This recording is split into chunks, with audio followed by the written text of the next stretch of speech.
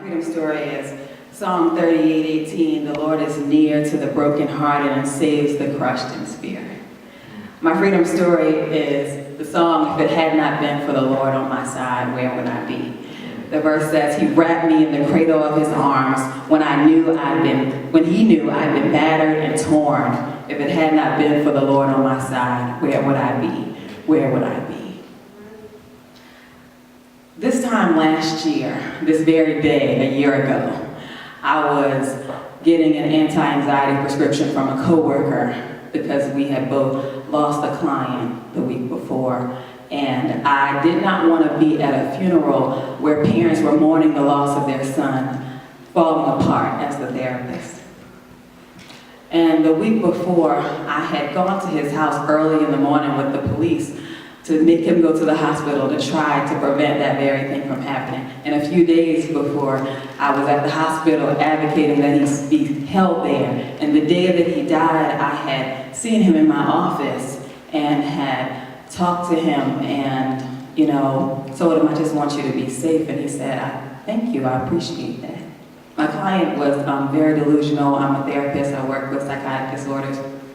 And losing this client was the closest thing I've experienced to losing a friend. And I was crushed.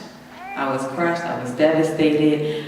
And I looked back at some of my journal entries from last year, and I said, this year has really kicked my butt. By the end of the year, I had lost my grandmother, I had lost a couple cousins, I had lost a relationship. I was beat up. And I'm grateful that I'm not in that place anymore, but last week when Pastor Mike was preaching from the book of Ruth, I surprisingly saw myself in that story, not like I usually do, because usually I see myself as Ruth, waiting for Boaz, but I was Mara. I was the bitter Naomi, and I remember that was me this time last year, and it lasted a little while. One of my journal entries said, I am now in my own box of solitude, even while continuing my day-to-day activities. I barely pray when I'm alone, but I'm grateful for church and D group. I feel like I'm wasting time and can't stop. But I learned a lot of things during that period. I learned that people don't belong to me, and I didn't realize that until I was asking God to give him back. And it was a lesson that I didn't know I needed to know.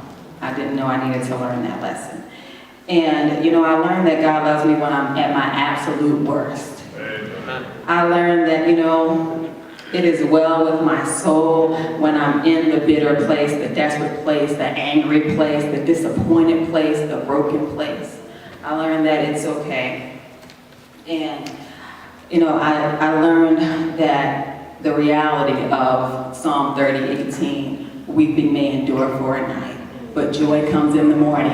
And it doesn't matter if that night is a few days, a few months, sometimes it's a few years. It does. I'm continuing to experience loss even this year, but I'm not where I was last year. I'm grateful for where I am. I'm grateful for where God has me. I'm grateful for freedom and for all the love I experience here. And so that's my freedom story.